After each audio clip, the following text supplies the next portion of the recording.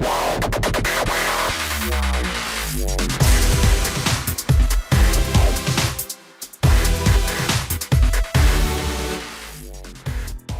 up, everybody? It's Tuesday, June 24th, 2025. Welcome to the NFL Fantasy Football Podcast, where we are happy the Pacers did not win. At least I am.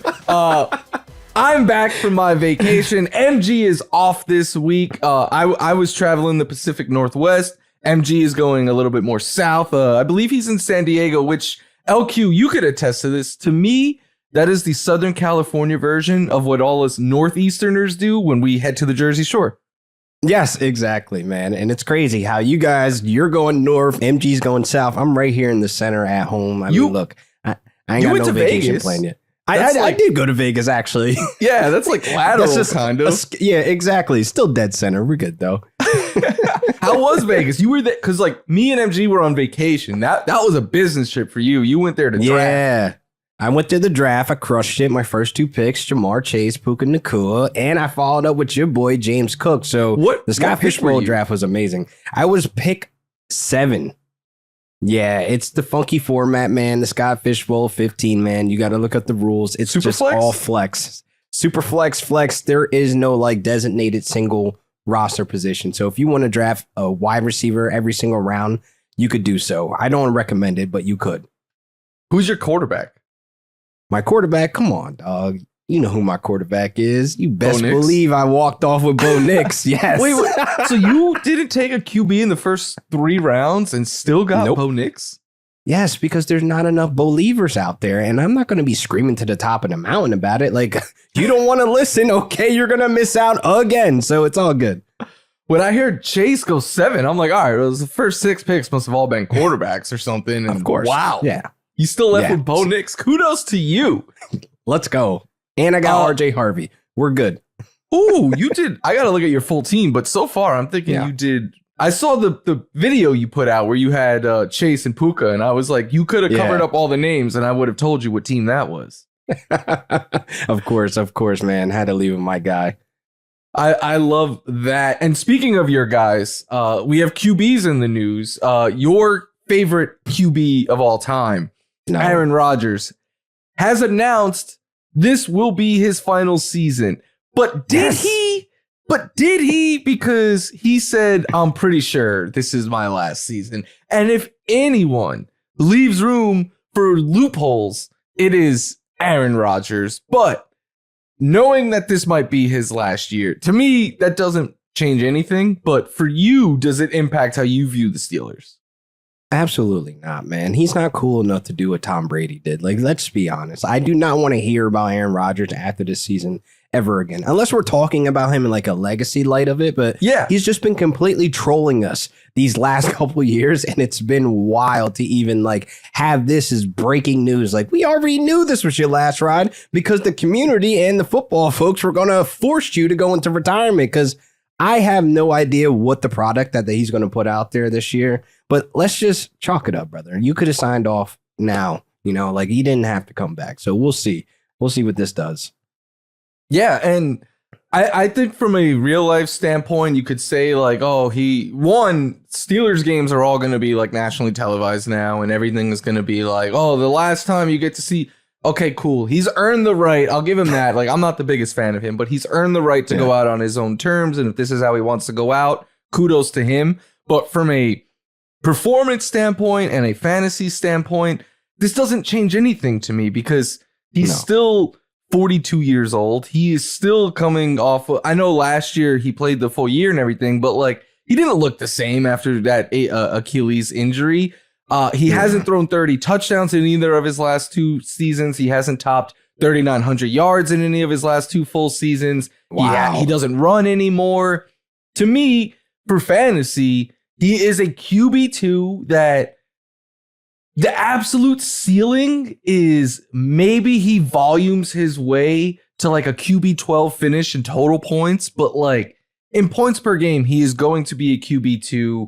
And even last year, right? Like when Rodgers had his good games and his good matchups, he was giving us like 18 fantasy points, 17 fantasy. Like I think the days are gone where Yeah. Look, Aaron Rodgers used to average 25 per game, but I think the days are gone where you could even expect to get like a big performance out of him here or there, because it's just been so long since we've seen that I think we need to let the past go, you know?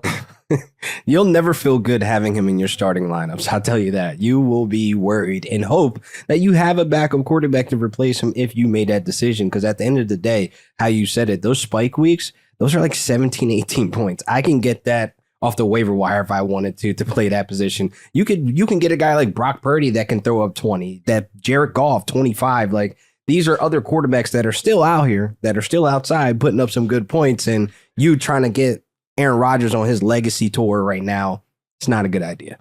I'll even go this far. Like, give me like Cam Ward over him. Give me these young QBs that we don't know what Tyler they are. Shuck. Let's go. I'm going Shuck. Shuck it. Let's go.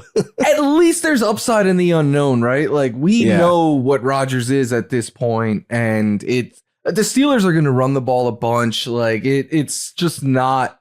I don't think, at least, not going to be pretty for fantasy. But one other team, there's a couple of QB news out there right now, and this is one I really wanted to ask you about, because you are flag planting in maybe the oddest player that I never would have expected you to be going after this player. So it involves the Colts right now. Anthony Richardson said he expects to be ready when camp opens up in July. Remember, he suffered a shoulder injury last month and had to miss like mini camp, stuff like that. And those reps went to Daniel Jones. So I know what your answer is, LQ. But for the listeners, who are you rooting for in this camp battle and why? Mr. Jones, and I ain't talking about myself. It is Daniel Jones, man, the Vanilla Vic. And here's why, though, because at the end of the day, look, I look at opportunity. And look, Anthony Richardson dealing with this shoulder injury, man, it's a bump in the road. He doesn't look at it as like that. He thinks that it's just an issue. But at the end of the day, the coaching staff is going to be looking at this like, this guy cannot stay healthy. So we're going to give most of the opportunities to the new guy that's here, that's looking for redemption. And Daniel Jones, a lot of people look at his last two seasons. He got injured in 23. Last season was bad without his main weapon in Saquon Barkley. Daniel Jones was just removed from an ACL tear prior to that as well. So coming back, we've seen guys like Kyler Murray. It took some time for them to get back to having that rushing upside. And that's all Daniel Jones is. Like 2022, we look at that season, it happened. Like 700 plus rushing yards. It's there. He finished as QB8. That happened. 18 fantasy points per game. That happened for a guy who's a QB 29. I'm here for opportunity. This is the year you could wait on these quarterbacks like this. If we're going to be chasing Justin Fields that has that same rushing upside, why not Daniel Jones, who's going for the free ski? Like, if it's free, it's for me, Florio. See, I kind of view it this battle similarly to you, but I'm on the exact opposite side, because that's your guy. That's your guy. Everything that you said is factual. But Anthony Richardson is a better runner. He's a better athlete. He in my opinion, has a higher ceiling. If we're talking pass catchers, then I think you, like, if you're a Josh Downs dynasty manager, or you love Michael Pittman Jr. and you think he's going to bounce back, which I do think Michael Pittman Jr. is going pretty late right now. Like, he's a buying opportunity. Yeah. But if you are in on those guys, I think you want Daniel Jones. But if you are just drafting a QB here for upside, and they're both free. Like, Anthony Richardson, you could get him. His ADP right now is like around QB 30. They're back to back 28 and 29. Like, that's why I'm like, either way you take these shots, that opportunity is still there for you to choose between the two. You know what? I don't love doing this in best ball because you can't make moves in season, but like, when we get to August or whatever, or Scott Fishbowl is a good example of it. Yeah. In super flex leagues, I'll take them both. Like, I'll wait on my QB2 and take them both, and know, like, it's not look, I'm not telling you like you should go into your draft being like, my QB2 is the Colts, but like, take them as your 3 and QB 3 or 4, something like that, and just understand whichever one wins out brings upside because of their legs. I agree with that on both points. So why not pair them together, see how it goes in the season, something like that. It's not going to cost you much at all to do it, but From a pass catcher standpoint, if it's Daniel Jones, who do you think is the biggest winner? I think the biggest winner has to be Josh Downs, because we've seen him target the middle of the field. He likes to hit the slot a lot, and that's what Josh Downs is. And like, that's kind of where his bread and butter is. And that's a lot of those flash plays that we've seen last year from him. Like Michael Pittman could be in a situation where he could be a high-end wide receiver too. But with that injuries of like last year's with the back and everything else, it's like you're rolling the dice there. So from a pass catcher standpoint, give me Josh Downs. For a late round stash, like my absolute last pick, or even a watch list, like, which is a great tool. I'm telling you now, it's underrated. Have that watch list ready. A.D. Mitchell, man, I'm telling you, he needs to get on the field more because he made some ridiculous catches last season with very limited time. But I know Alec Pierce is there. He's really the deep threat. He's the guy that pops off here and there. That's Anthony Richardson, boy. So I know if AR is going to be the starter, Alec Pierce is back in business for best ball leagues.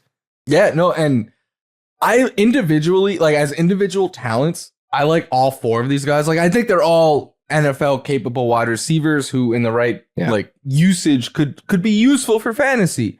The issue is, to me, this is kind of like the Packers receiver room with a worse quarterback. Like I do agree. I think Josh Downs is the one I like most, and he's best with Daniel Jones, stuff like that. But like we saw it last year, week to week, it could be very frustrating. Like one game could be a big Alec Pierce week, then a big Josh Downs, then big Michael Pittman, and now you add in Tyler Warren as well. And if it's Anthony Richardson, I'll say this. Of all the pass catchers, Tyler Warren is the one I'm going to draft the most. Yeah. Look, he could be a nice tight end too. And, you take him off the board. Like if you go out there and you get a Kelce or a TJ Hawk and then your tight end too is Tyler Warren. I like that combination if you're going to go into drafts taking two off the board. But for redraft in August, I only take one tight end. Like I'm rocking with you until, obviously the bye weeks or some injuries happen. I feel very uncomfortable, which we're going to get into later today because this is the tight ends what if in the tight end dead zone. I feel very uncomfortable having Colston Loveland and Tyler Warren as my ones, but as tight end twos, I'm rocking with it. Oh, we're going to talk about this later, but I have builds in best ball where those are my two tight ends, and that's it. Like, I take them both, and I'm rocking with the rookies. Maybe I'll take like a Hunter Henry in round 18 or something like that. But I love that. Just to be a safety option there. But we're going to talk more tight ends in a bit. I was excited to talk this with you real quick. Jaden Daniels is excited to have Deebo Samuel on screens. And his quote was, "I'm excited to throw him a little screen, and hopefully on the stat sheet, it says a touchdown for 80 yards. And I had to do nothing." Like, and to me, I think this is why I'm so high on Jaden Daniels. And I'm not, I'll be 100% honest with you, LQ. I'm not in on Deebo for fantasy at all. But I think for the exact reason that Jaden said, he means a ton for real life purposes for Jaden. Because last year, the Commanders didn't have a yak guy. Deebo was better on like yak wise than anyone they had. And Jaden Daniels' amount of yak that he got was league average. So if we're now talking about he has a weapon on top of all the guys he had last year that could take these short dump offs and turn them in to 10, 20, 80 yards, like it's going to add up quick for Jaden Daniels. So I'm very excited for what he means for Jaden, but what do you think Deebo looks like in Washington? So Deebo in Washington, his role will obviously be like a niche type. It'll be like a gadget type for Cliff Kingsbury's offense because he's very good at like creating these type of plays to get guys open in space. So he's going to play the underneath. So we already know that's what Deebo's game. He's not a guy that takes the top off. He's not running a complete route tree. He's just going to be put in position for him to work for yards after the catch. But my biggest concern is that if you look at his yak yards since 2021, where he put up over 700, where he was just blowing up everywhere, where he just had that breakout season because he got the bag, obviously, but it's just slowly been declining. Like even looking at how he's being utilized sometimes, last season, it was like, I get that Brandon Ayuk is out. I get that, Jawan Jennings is still developing to somewhat being a one, but it's like Deebo is not catching balls. He's not running the right routes. He's off with Brock Purdy. Like if you watch the games, this isn't the Deebo and the product that I think the Commanders are getting. For real life purposes, I think this is awesome for Jaden Daniels to just dump it off where he's protecting his body, because JD, he's a risky runner. We've seen the Sonic rings get knocked out of him last year and the year before that in college. So it's like you bring in somebody that can help this offense for real life purposes, but for fantasy, he is no more than like a wide receiver 3 to me. Like, if you're interested, if you're targeting him, make sure you're 1 and 2. They are solid every single week, and just know that there's going to be some down weeks for Deebo where he's not going to have that wide receiver 2 appeal, where he might be a flex pay, where he might get 10 points off of a couple catches. I agree 100% with you. Like, I think he's going to have some big games where he breaks a tackle or something like that, and there's a bunch of green in front of him, and he just runs. Yeah. But I think it's going to be tough to figure, because a lot of his stuff isn't game plan. Like, right, you're not like, all right, Deebo, you're going to break this. Like, it's just, yeah, he works his magic and creates against bad stuff. defenses. That's going to be great. If they have a bad nickel, if they have a bad linebacker that cannot keep him contained in the middle of the field in the flats, then okay, that's where he's going to be able to find his work. But okay, you go against these teams that can lock it down. I mean, like the Rams, like this is not going to be easy for him to actually go out there and like the Eagles be the wide receiver 1. The Eagles, Patriots. I mean, they're in your division. Like, they got some studs over there. So it's one of those things that, for fantasy, you just have to have your expectations pulled back a little. Just don't get sold by the name of the pass that we haven't seen in a very long time. Yeah, and I agree. He's going to be probably unpredictable week to week and all that. But if you have Jaden Daniels, you don't care. Because whenever Deebo plays well, it bakes in for Jaden as well. And then the last QB story before we move on to tight ends, Russell Wilson said he chose the Giants because he wanted to play with my boy, the special, as he calls him, wide receiver in Malik Nabers.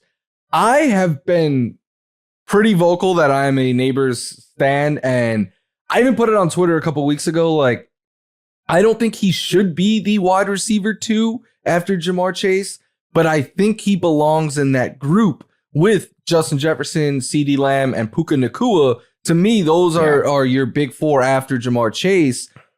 But maybe I have Malik Nabers goggles on, so I want to ask you, what do you think Malik Nabers' ceiling is this season? It's definitely inside the top 5. Like, when you talk CD, you talk Jamar, like, you have to have Malik Nabers there just based on the situation.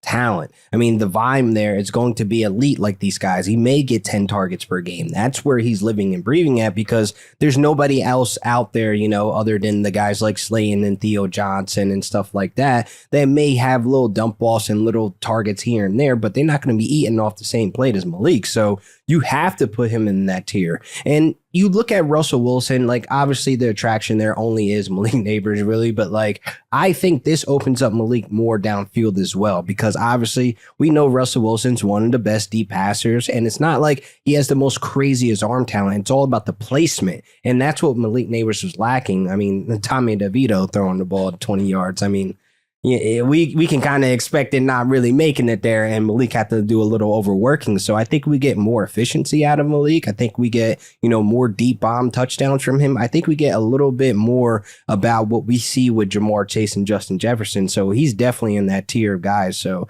the sky's the limit, man.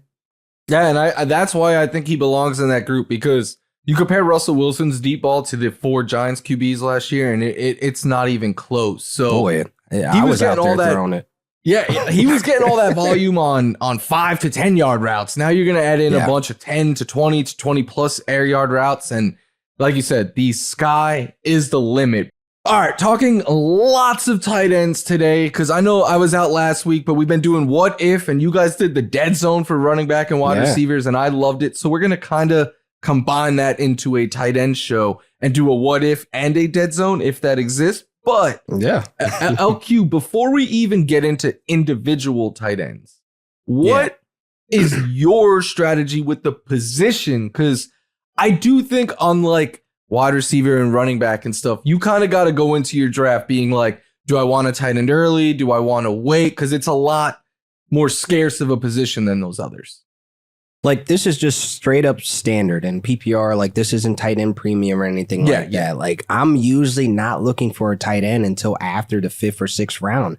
Like, I don't feel like I want to pay that price for a tight end. And I feel like you can find these guys that end up being in that top 7 conversation where they could be serviceable for your team. I mean, look at Hunter Henry, Zach Ertz last year. Like these guys were undrafted or they're going in the teens of the round. So like, I feel as though you could still get that type of work. And like these rookies that we're going to talk about, guys like Brock Bowers, he wasn't going in the first 3 rounds. I mean, we look at, Trey McBride, his breakout, even Dallas Goedert. And I waited for Mark Andrews in his breakout year where I got him in like the 10th, 11th round. So it's like you could find these guys so later that you don't have to pay that premium price for the guys that we talk about in that big 3 conversation. I will say, if Trey McBride falls to the 3rd round, I have a hard time, especially like maybe if I'm like the first pick in the 3rd round, I won't. But like if I'm a little bit deeper into the 3rd round and he's there, I have a hard time not drafting him. You never get Brock Bowers there, so you don't have to worry about that. And I'm not taking a tight end in the first 2 rounds. I know how good Brock Bowers is. I know how good Trey McBride is. I just hate the build when you take a tight end that early. So nasty. You miss out on so many good guys from multiple positions. Like I'd rather pivot to a quarterback there where, again, I really like to wait on these like positions, but like if I absolutely have to, okay, give me Jaden Daniels, give me Josh Allen, give me of that tier if I'm going to be spending round 3 though. We're talking. You're not taking one round 3, 2. Yeah. No. Yeah, most definitely. But so like I will sometimes go McBride. Otherwise, I love TJ Hockenson in the middle rounds. But he's getting pulled up more and more and more. We're going to talk about him. Yes, he is. I find myself waiting a lot. I've been burned so many times by these middle round upside tight ends. And like, I see the appeal with some of them and stuff, but like you said, so many tight ends broke out late off the waiver wire, were serviceable that like, I find myself taking a lot of Loveland and Warren and pairing or like the tight end Njoku goes in that range. Kraft goes in that range. Like let's say Tucker Kraft. Yeah, I'd rather just wait and double down and take 2 shots in the later rounds or something like that. But everyone is different when it comes to tight ends. So we're gonna play a tight end what if game. What if? Let's do it. What if Brock Bowers and Trey McBride are as good as wide receiver 1s? Do they then, in your mind, constitute a 2nd round pick? Oof. No. Like, I still have that hesitation of what we talked about. Like, do you know the guys you're going to miss out on if you take them in that 2nd round? Like, you're going to miss out on the Lad McConkey. You're going to miss out on the T. Higgins if you pull that trigger on Bowers. So, like, I kind of want that upside for them to break that mold. And like, even with these 2 guys in their situations, there's no telling with Marvin Harrison, is he actually going to step up and that target share comes down for Trey McBride or Brock Bowers with this change of offense. Like there's too many gambles there for a position that I only need one of. Like I'm not missing out on a Ladd or Rashid Rice or a T Higgins or even a Garrett Wilson in that type of range for these guys. So I don't know if they will be good enough as a wide receiver 1. So at that cost, I don't know, man. That's real nasty work for me. Because last season, if you take their points scored, Brock Bowers would have been wide receiver 9 and Trey McBride would be 11. So they did return for like top 12 wide receiver value. But I'm still with you. I'm just a little. And look, Brock Bowers got a QB upgrade, a huge one. Trey McBride is in the same exact situation, should have hopefully some more touchdown luck go his way. But yesterday I put out a tweet just as I was preparing for this show. And I just put tight end like 1 and 2, and I gave some stats about them. And like tight end 1 was Brock Bowers. Tight end 2 was Trey McBride. McBride had a higher passer rating when targeted. He had a higher catch rate. They were even in yards per route and yards per target. McBride had more EPA, he had more end zone targets, he had more air yards, and they averaged the same amount of separation. Like, I get Brock Bowers was a rookie and he has a QB upgrade and all of that. I just also feel like Trey McBride is being a little underrated. Like, I feel like wherever Bowers is going, McBride should be right there. Which is good, though. Like, Trey McBride, if his ADP falls down a little bit, because like he's like pick 25, so that's like late 2nd, early 3rd. if he falls down on that turn, I could still get my T. Higgins, Garrett Wilson, whoever I want. If I'm in those early picks, like pick 1 through 4, you know, like on that turn, I still have opportunity of securing him because, again, everybody's going for the Brock Bowers. And I get he gets the quarterback upgrade with Jonnu Smith, but Jonnu Smith isn't like really known for a guy that's going to be heavily targeting his tight end. Like, I understand that Chip Kelly's the OC over there and Pete Carroll's the head coach, and they have to understand the agenda that Brock Bowers is that guy, but Jack Bech is pretty damn good on that perimeter. Jacoby Myers is pretty damn good as a wide receiver, and he's held it down with bad quarterback play to put up wide receiver 1 type of numbers. So this whole change of offense of how this ball is going to come out. And the thing is, like, since 2021 with Jonnu Smith, man, like, he is great at targeting his tight end. Second highest completion rate. He had 78.6%, 8.1 yards per attempt, which is third since 2021 when targeting tight end position. It doesn't show a lot of production in the yards and the targets and everything else. It just shows the utility and his ability to be very great when locked in on the tight end. So there is upside for Brock Bowers to be more efficient, to be a guy that could be utilized as a guy that could be your wide receiver 1 at that cost. But again, we talked about it, that hesitation, like there is no guarantee in stone that that's going to happen. And there's talks about using 2 tight end sets because they have Michael Mayer there. And that is something that Carroll did in Seattle. So yeah, like Bowers has the upside, but I'm not arguing against Brock Bowers. I'm just arguing that I think Trey McBride brings similar upside because their stats were very even last year. And McBride had 2 touchdowns. Like, if he had 7 touchdowns, he's the runaway tight end 1, you know? So, exactly. Like, if I can get... Because Bowers, you're going to have to take in the early second round, probably. The first half of the second round, I feel like. But, like, I had a best ball the other day where I had something like CeeDee Lamb and Ladd McConkey as my first 2 picks, and McBride slid a bit in the third, and I was like, this is the type of situation where I want Trey McBride. I don't want him as my second round pick. But if I could get him in round 3 with 2 stud receivers, because then I feel like I have 3 wide receiver 1s now.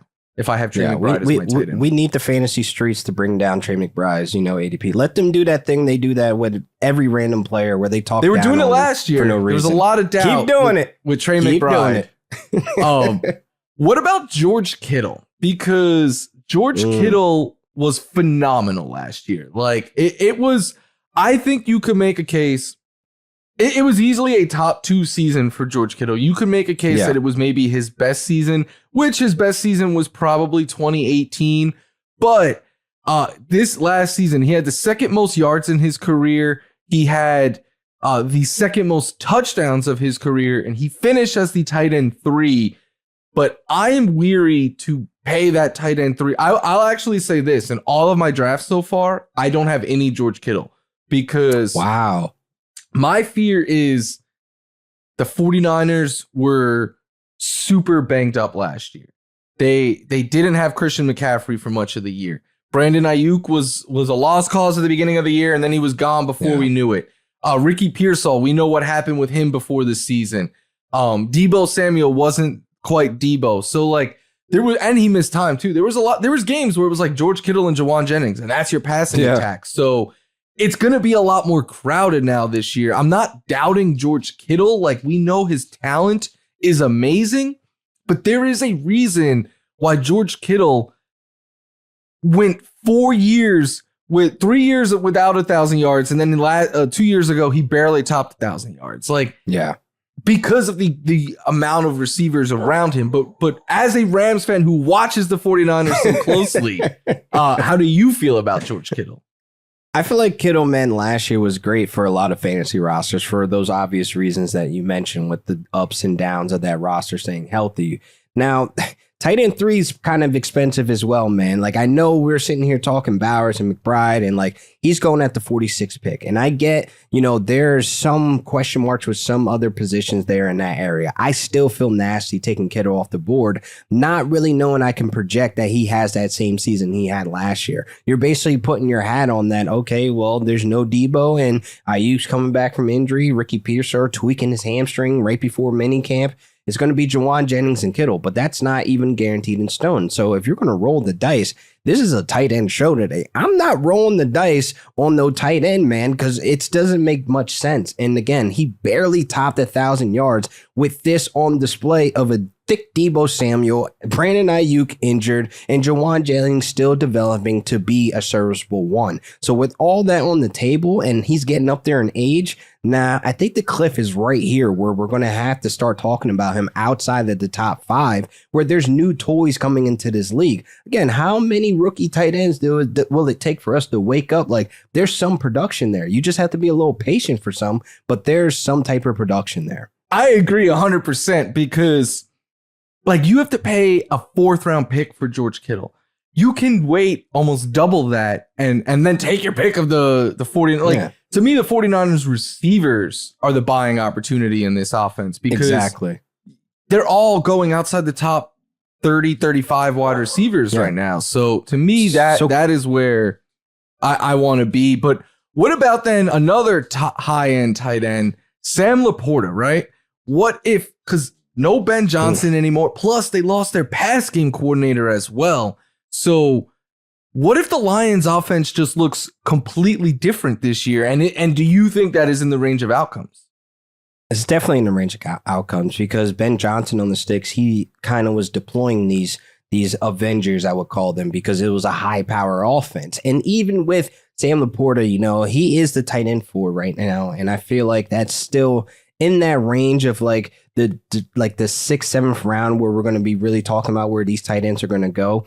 And he had volume last season, but he just wasn't as impactful as he was, obviously. Like, he still has the red zone presence and a high power offense. But at the end of the day, man, it's like we didn't get that return that we paid for after his rookie season. So we're still looking at a guy right now with so many question marks about his position, his role, his volume, and his actual impact. And again, we like to target like tight end friendly offenses that have a high target percentage. And 5 offenses last season had over 30% of the tight end target share, and the Lions were not one of them. And when you're looking at his tight end target share last year for the Lions, which were ranked 22nd, he's at 19%.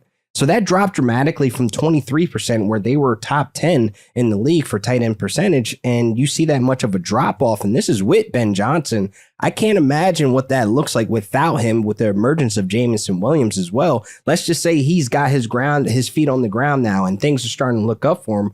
That doesn't really indicate that, Sam LaPorta as a early 7th round pick is going to be great for your roster build. So it's one of those things that I'm not telling everybody to fade the top 5 tight ends, but you just have to construct your roster to be built. You're safe and secure at the other positions, wide receiver, quarterback, running back, however you go in those first 6, 7 rounds, that you are willing to roll the dice on a Sam LaPorta or George Kittle that we just spoke about. Yeah, I'll a lot like Kittle. So I won't say I have no Sam LaPorta in my early drafts, but I don't have much. And where I do have him, it's either one of 2 things.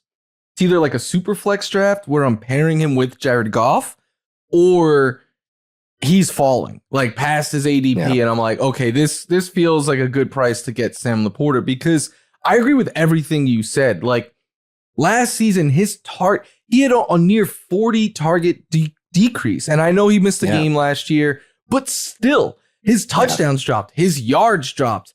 And the big part of it was Jameson Williams broke out and he was the number 2 target there. But then you add in the number 3 target is going to be the running backs if the offense looks the same. So like it's Sam LaPorta is another one.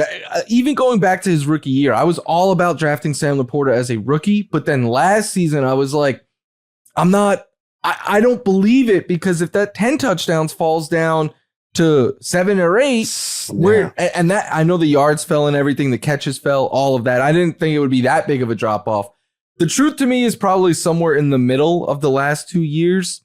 And I don't want to pay the price so I'm with you. But now we start getting into the tight end range where I can get excited. So my next question is, what if LQ is back in on TJ Hockenson? Because we talk about LQ's draft from over the weekend. When he posted it, I immediately hit the text chain that Marcus always references, and I was like, look at who the tight end is, because it was the one, the only TJ Hockenson.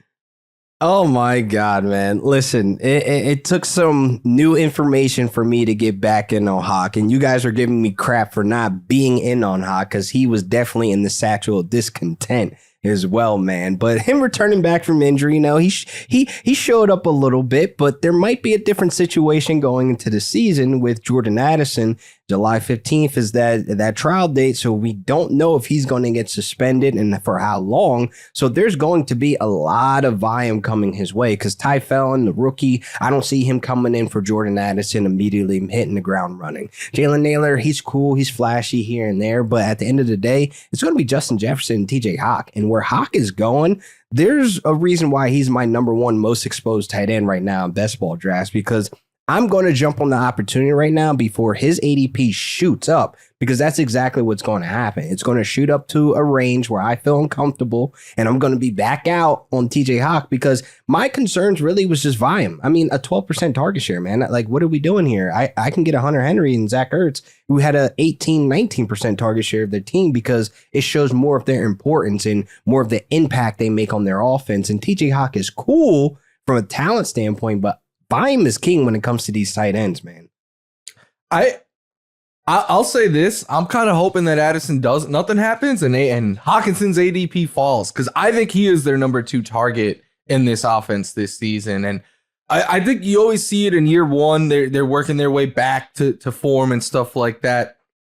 But even more than that, it's a rookie. Well, for our purposes, it's a rookie QB. I know he technically was a rookie last year. We ain't going for technicalities. That boy ain't touched the field not once last year. He's going to obviously throw to Justin Jefferson, but I think he is going to look to, and I think KOC is going to draw up a lot of like quick, safe, over the middle throws for the big tight end. Maybe it's also how I feel about Addison. Like, I think Addison is a good wide receiver, but I just think he is very inconsistent week to week. As most number 2s are, right? Like, especially when you're opposite of someone like Justin Jefferson. I'm about to say it's kind of hard to show up. Definitely agree. So Hockenson, to me, I think, because I do think it's possible. Like, look, KOC just got the most out of Sam Darnold. He could get the most out of JJ McCarthy. So if that's the case, I think Hockenson sees enough volume where he could be top 5. And then if something happens to Addison, I think we're talking about Hockenson could be top 3. So I am firmly in still. Hockenson is the first tight end of all of them. Like I said, I really like McBride and stuff like that too. But Hockenson is the first one where I'm like, that is the sweet spot of like talent meets opportunity meets draft price that I'm willing to pay. So like, absolutely, he is one of my guys right now. I'll tell you this, I know Travis Kelce. So I wanted to ask you, like, what if Travis Kelce is toast? Because last season, like, for a while, I've been driving this train. I've been like, the Chiefs don't care about the regular season. All they care about is making it to the playoffs. And they show us that time and time again. And then every October, we're like, what is wrong with the Chiefs? They just don't care. Like, they just want to win and keep their best plays in their back pocket for January. But that was what I was saying with Kelce, right? Like, maybe we've seen the best of like regular season Kelce is behind us, but I was like, come the playoffs, I wouldn't be surprised if we see Travis Kelce turn back the clock. That didn't really happen. Like, he had a huge game against the Texans, who every tight end put up numbers against last season. Yeah. But then against the Bills, 19 yards, and in the Super Bowl, 39 yards. So like, and again, if you go by Kelce's game log last year, there was like 2 or 3 good fantasy games, and that's it. So like, I'm washing my hands clean of Kelce. I know he's a legend. I know he's maybe the greatest to ever do it, but he's kind of like Aaron Rodgers in a sense, where like, I see you too much when you're not playing football, and I don't see you doing enough on the field anymore. I don't want that on my fantasy team, but how do you feel? I feel the same way, man. Like when I look at the core fantasy season, it's those first 13 games, man. I need to make it there if I'm going to be paying these draft prices for these tight ends or any other position. And I don't have time to wait until week 8. You start showing up. My team is already down. Like we're in the gutter now because of you, Kelce, because you're scoring less than 10 fantasy points from an offense that should be high power. One of the best quarterbacks out there should be getting him the ball. But what we saw left, what took a dip was that yards per attempt towards Kelce, and he was not stretching the field as he usually does. He's not taking those big hits across the middle like he was before. All these dump off passes are going elsewhere. So I don't think we're going to get the best, most efficient Travis Kelce anymore. Those years are behind us. This is where, I'm in the draft room hyping him up to my league mates, my home league. Shout out to y'all. Yeah, Travis Kelce, man, top 3. Yeah, man. Oh, Travis Kelce, Patrick Mahomes, you can't go wrong. He will be the guy that I will be setting the traps up in the draft room. So, yeah, he's toast. Yeah, and you go by year, like 2022 was maybe the greatest fantasy season a tight end ever had. Fell off. Didn't he get 1,000 yards 2 years ago? Then 800 last year. The touchdowns have continued to decrease. And that was with 133 targets last year. That's insane. He saw that number because Rashee Rice got hurt after a month. Xavier Worthy was a rookie. Marquise Brown got hurt before the season started. And they didn't really have anyone after that. So these guys who else touchdowns dropped, though? That's a different conversation. Yes, sir. Yes, sir. Those touchdowns dropped soon as Kelce fell off. I'm just saying they haven't found the fix yet. They haven't found the fix of what's going to be for moving forward. I think their fix is their receivers. They just need them to stay on the field, which is a whole nother conversation. But if those guys do stay healthy, you're talking about Travis Kelce getting even less volume than he had last year, where he was a low-end tight end one. Like for me right now, his price is still the 8th round though, bro. Like I can't see myself saying this is a steal. This is great. This is great for my roster build. No, because you could still wait rounds later to get a productive tight end that has probably some touchdown upside.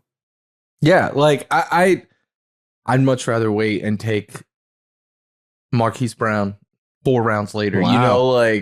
Yeah, we talked about that on the last pod. Yeah, if you want to, I wish I was here, man. He's my most drafted wide receiver.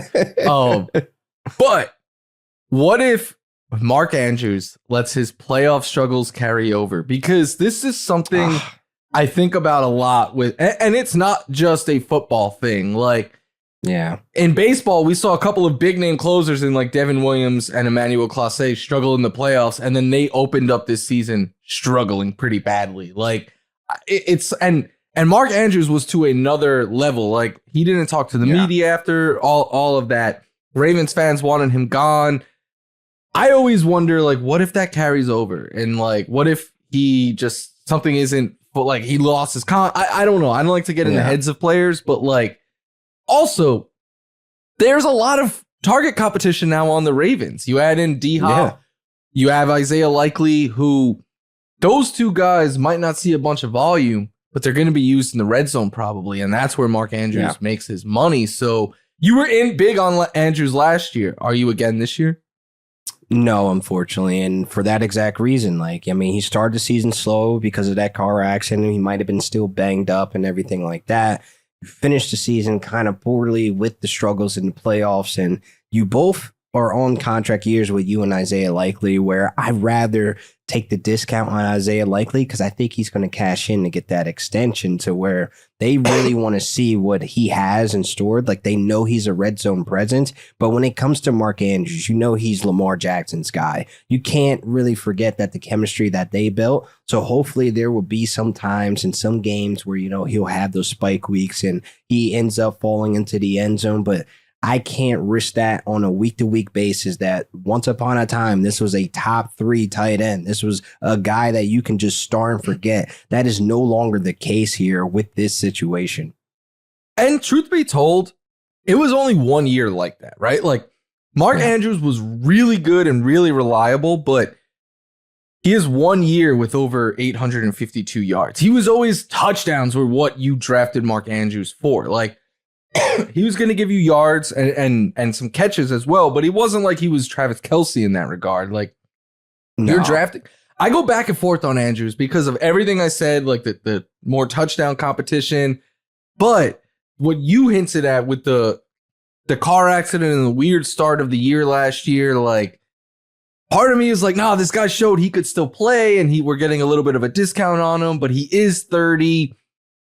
Truth be told, I don't. What you do in drafts to me is always the biggest test of what you really feel on a player, and I don't have a ton of Mark Andrews. You know what's crazy though? His freaking catches from 2021 went from 6 catches per game to 4 the next year in 22 to 4.5 to 2023, and then 3 just last season. That is clear indication that the cliff has already came, and we're still buying on that 21 season. And I think we do that a lot with players just based on the big highlights of the team, their high power offense. Lamar's playing his best football ever, but Lamar was playing his best football ever without Mark Andrews being his guy. So it's like one of those things that you have to take what's in front of you at this point. I'm not going to be in on Mark Andrews this year. I don't know many people. And Florio, you said you not. So I will say this, though, of the tight ends in his range. Like if we put Kelce, Evan Ingram, Jonnu Smith, like let's say that's like a tier.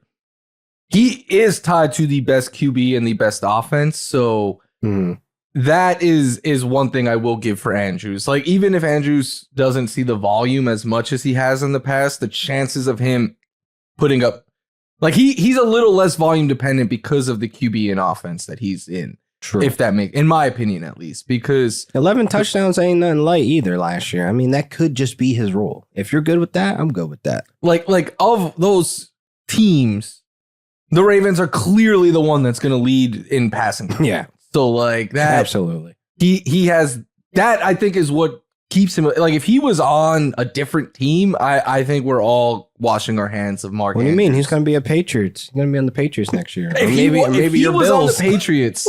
We're not interested. Like, I mean, he'll be drafted, but we're not talking him up for fantasy. Like, no, absolutely not. This next one might hurt you, LQ.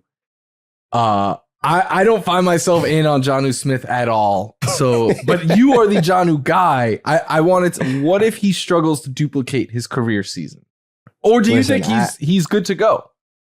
I do think there's going to be a different tone this season with Jonnu. I'm not as loud this season, but I am still in on Jonnu based on he showed Mike McDaniel what could be with him showing up when, you know, their quarterback is out of there. Tyreek's not playing his best football. Waddle's somewhere in the parking lot, nowhere to be found. Like Jonnu was the guy. So like if you construct this offense to play towards where Jonnu's either the second or third option in this offense, then yeah, I can be in on Jonnu as tight end 9. But I just feel as though with the contract dispute right now, because there was like some trade rumors going on and stuff like that, I don't know if this is in stone that he will be here and if he will be utilized the same way, you know. So it's one of those things like you gotta roll the dice. Scared money don't make money, but you know, I got some shares of Jonnu, but I ain't pumping him up to be a top 5 tight end again. I think that's the right approach, right? Because there is upside here. Like we saw it last year. Like we know what the upside in this Miami even offense a year before is. that. You know, he's shown us. But there's also a lot, like for me, for one, I always have a tough time buying into a career year, especially when that career year is at 29 years old.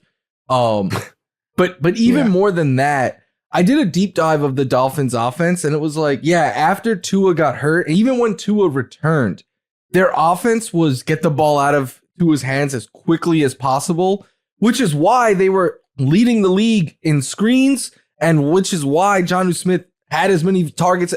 He was getting the ball like 4 yards out downfield. Like they were just like, because he can make the yards after. He can. He's the yak king of the tight ends, though. He could do it. He definitely is. But I think if you're Mike McDaniel in the Dolphins offense, you look at that period and you're like, yeah, we were a pretty bad offense then. Like we need to get the deep ball back into our game. Yeah. And if that happens, like, I don't know about you, LQ. I know this is a little off topic. We're talking tight ends, but I don't really find myself drafting the Dolphins. Like I'll draft Devon Achane in round 2, and then that's kind of it. That's it. Because if things go south with the wide receivers with Tua not being there, then That's what you get. At least Achan was still serviceable and had those big spike weeks where everything was on his back to where like I could feel okay taking him in that late second, mid-second round, wherever he's going. Like he's the only Dolphin that I feel like I can acquire. Like there's a little buzz right now that Waddle is a buy right now. Like there's some people that are like hyping him up that he could be a solid wide receiver 2 for you. But if Tua goes down again, I can't have Waddle as like a borderline flex play week to week when I'm drafting him as my wide receiver 2. It just doesn't make sense. Yeah, I'm not really, because even if I think Tyreek is starting to show that age cliff and starting to tumble and fall, but he's still going to get volume, like, right? Like he's going to be, if he's out there, it's not like he's going to completely go away. Then you add in Jonnu Smith, Waddle, Achan is going to get a bunch. Like, I don't know. I'm good on that passing attack there. Last one before we take a break, because I know this is your tight end, the guy that you like is a lot. What if Sean Payton has his best tight end since Jimmy Graham? Let's go, man. I love Evan Ingram, man, and what he brought to Jacksonville. I mean, shout out to Duval, him playing with Trevor Mid-Lawrence, but Evan Ingram's able to show up in times to be very, very tight end one-like. And I think, with Bo Nix and you have this offense that still has an open door for target share after Sutton, why can't Evan Ingram be that number 2 target for them? And where if he stays healthy, he's putting up top 5 tight end prices. I mean, top 5 tight end numbers. So it's like, I'm going to take a guy that can be, impactful with volume. I'm going to take a guy that can have that red zone presence as well, because we know Sean Payton loves to get his tight ends involved in that red zone. Yeah, and I do think the Broncos passing attack is like Courtland Sutton is way too underrated this year. Like I think they're, as a whole, that team just feels a little outside of RJ Harvey. Everyone loves RJ Harvey. The rest of the guys get no respect.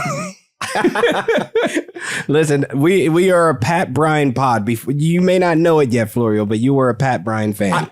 I look, I am. I take him in like the 18th round of my best ball draft. Yeah, but I was sad I missed the dead zone talk last week because I think it is such a big, important episode. But you always hear about the running back dead zone. In recent years, you've started to hear about the wide receiver dead zone. Is there a tight end dead zone? And if so for you, where is it? This is tough, man, when it comes to the dead zone, because the entire tight end rankings is just an entire dead zone of what if you ask me. But like when you start getting into like that 10th round, you start getting all the way down to like the 14th round, like that's where it gets so tough, man, where you're like, did I wait too long or did I find a gem? Because there's some gems in there, but then there's like majority of it where it's like, yeah, I messed up. Can we start over? Like, can I get a mulligan? Because like I should have took my tight end like 6 rounds later. So like when I talk about the dead zone, like here's guys of like the round 10. You love Tyler Warren. You spoke about how you double tap on the rookies, man, and like let's roll the dice, my brother, because there's a lot of mouths to feed over there in Chicago, and we don't know what the quarterback position is going to look like with Indy. So those are like the rounds 10 through 15 is like where it's like hard, man.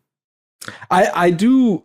See, I agree with that. Like at that range, you're throwing darts and stuff, but we all know that at that range. Like to me, I think it's the tight ends that we just spent a lot of time on last segment. The Kelce, Mark Andrews, Evan Ingram, Jonnu Smith range. Like I like Evan Ingram of that bunch, but I think those guys, they're more. They come with a higher price tag. You're using a middle round pick on these tight ends here, which could be a very valuable running back or wide receiver.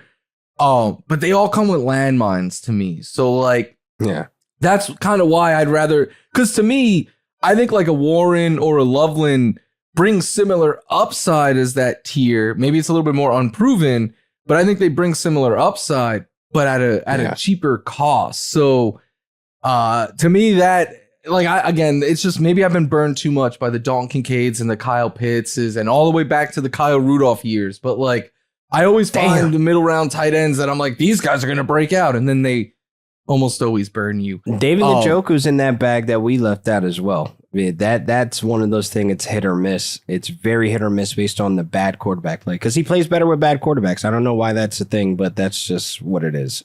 I love the talent that is David Njoku, but I don't want to do it, I think, because it just like the quarterback could change any week. Like Jerry Jeudy, Deontay Johnson, Fannin, the new rookie tight end they drafted. Like it's not even the volume as much to me as it's just like I think they're going to be a run-heavy team, and the QB play could range from anywhere from awful to below average. Like it's yeah. I don't see it being any better than that.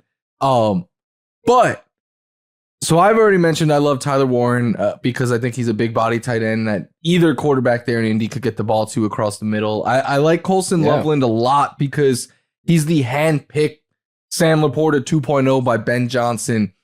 Besides those two guys, because I will admit, of these later round guys, they are the ones with the most hype. Are there any other late round tight ends you find yourself like consistently targeting? I've been getting a lot of Isaiah Likely because we talked about him and his opportunity on a contract situation. But then there's Tucker Kraft, and then there's the Brenton Strange. Like, there is tight ends out there in those later rounds that have opportunity with volume, and they can give you those 10 points that I talk about. That is literally the standard that I want with a late round tight end, because I'm trying to stack up at other positions that are going to handle, that gap there that I'm not getting from that tight end position. But these are guys that are in tight end friendly offenses where that target percentage is going to be there for that unit, even if they're not the tight end one. They could be the tight end two of the team, 12 personnel, whatever the case may be. But these are still pass catchers with upside and red zone presence. Like, I even like the Hunter Henry, man, and Mason Taylor, another rookie that's being forgotten that could possibly be a number 2 over there with Justin Fields. So I definitely think you have a wide range, but I could tell you a few that I ain't touching. I ain't touching Dalton Schultz. I ain't touching Kyle Pitts. I ain't touching Jake Ferguson. I'm not touching any of those guys right there. We're gonna disagree on one, but I agree with you on Likely. I agree with I on the ones that you said you're in on. I'm in on two at their cost, but Dalton Kincaid is one that I definitely find myself drafting a lot. And I know people are gonna be like, "Oh, well, he's a Bills fan," but look at what Kincaid was their top target until he got hurt last year, and then he's tied to a Josh Allen offense. And he's cheaper than ever. And then the other one I find myself taking as like a late round tight end too is Kyle Pitts. Just because. No, this is a sick man. No. At that range, look, if he was going tight end 12 or 13, I'd be like, no. But he's going like tight end 18. And I'm like, okay, at that point, I could see the upside there. Like, you have to pay a second round pick to get Drake London. You have to pay nothing to get Kyle Pitts. And look, I'm not saying that they're equal or anything like that, but it's so, both of these two guys are cheaper than they've ever been in fantasy before. And to me, that is a buying opportunity. But I agree with you. I like Likely a lot. I think Hunter Henry is a better best ball target right now. I think when we start really drafting in August, he'll probably be on waivers in a lot of leagues. But then with the rookies too, like Mason Taylor and Elijah Arroyo are in my best ball drafts. I take them as tight end 3s often. If I wait on a tight end and I'm just throwing darts here in the later rounds, those are two guys because they bring upside. I think in your redrafts there'll be waiver wire names. Because even if they get drafted, usually slow out the gate. If that happens, they probably get dropped after week 1 or 2. But if I have more than 7 bench spots, which is rare in one quarterback leagues or whatever, but I'll take a tight end 2, and I'll take a Hunter Henry. I'll take a Zach Ertz. I'll take, a Dalton Kincaid, even though my mans can't catch. I mean, I ain't gonna make him in a lot of leagues. I ain't gonna be, putting him in a lot of exposure leagues, but it's one of those things. If I have the bench spot, then these guys do come in as serviceable guys with injuries and bye weeks. I almost, it depends on, again, if I have a McBride or a Hockenson or someone like that, I'm not taking a tight end 2. But if I wait and I end up with one of these low end tight end 1s or Tyler Warren or Colson Loveland, ideally I'm going to try to take both rookies. But say I end up with one of them, a Kincaid fits because Tucker Kraft also, they bring upside even though the floor might not be sturdy. So to me, if I wait, that's what I want, right? I want those up. Hunter Henry might outperform them all. I agree with that. Yeah. But his upside is capped, whereas these other guys have more of a ceiling, and that's what I'm looking for. Because if it doesn't hit, I'll pick up a Hunter Henry or a Zach Ertz or a Brenton Strange or whichever one of these tight ends ends up on the waiver wire. But LQ, I don't know if we could talk more tight ends than we did. I mean, we pretty much went over. We kind of cleared the bases. Yeah. Yeah. Is there anyone we didn't bring up that you want to talk about? Terrence Ferguson. Nah, I'm playing. Never draft a Rams tight end, ladies and gentlemen. It does not work out. I know Sean McVay used to be a tight end coach over there in Washington, but they do not serve as impactful guys. They are decoys. They are sometimes red zone guys, but Terrence Ferguson, the fantasy streets, let's keep that on the hush-hush. Before we go, Gavin did remind us, the reason why Travis Kelce, and I have a theory here, the reason why his numbers have taken a hit is because Travis Kelce was on his deathbed and then had to come back because he moonlights as Tyler Rake in the offseason. Like, please tell me you don't. Greg Olsen kind of belongs. I only see Kelce, though. Yes. Like, tell me Kelce and Tyler Rake from the movie Extraction. That if you've been watching Cheat Sheet, we've watched Extraction 1 and 2 this summer. Tell me they don't look the same. Look, Travis Kelce can be in Extraction 3 as the antagonist trying to kill Tyler Rake. And seriously, this looks like a movie role here where Greg Olsen just plays as the Idris Elba of the guy last year. That's who he works for. He works for Greg Olsen. That is awesome. You know how it's going to go, Extraction 3? It's going to go like a Fast and the Furious twist where they're like, you have a long-lost brother and you've never known. And then Travis Kelce is just going to walk in like that. The entire time I watched Extraction, I was like, why am I watching Travis Kelce do these things? That's all I see. And oh my God, maybe that's a me problem, but listen, I see it. I see the vision. Look, not everyone can marry Taylor Swift. He needs some money himself, right? So he's moonlighting in Hollywood in the off, which is probably what he's gonna do when he actually retires, right? Absolutely. I could see him having a TV show or something coming. It's there. It's gonna be weird next year when we don't have Aaron Rodgers, Travis Kelce, all these players who have been staples in our fantasy lives are soon gonna be gone. Man. So if you're into that thing, enjoy them while they're here. But we'll be back Thursday. Just a little housekeeping, yes, right? Sir. Me and LQ are going to be doing the cheat sheet on Thursday. Marcus is still going to be away. And then just letting you know, next week we will be dark. It is not a us thing. It is an NFL media thing. All of NFL media kind of takes the week off. And then but what that means is when we come back, it is go time, right? That is when we are in draft mode and everything. So enjoy. We'll be here Thursday, but enjoy next week, 4th of July, cookouts, all of that. And then after that, it is go time. And we get real serious here because it is draft season just like that. I'm going to do my best here to be MG, but that'll do it for this edition of the NFL Fantasy Football Podcast. Stay safe, stay happy, safe, and healthy. Do good and live well. And we'll talk to you soon.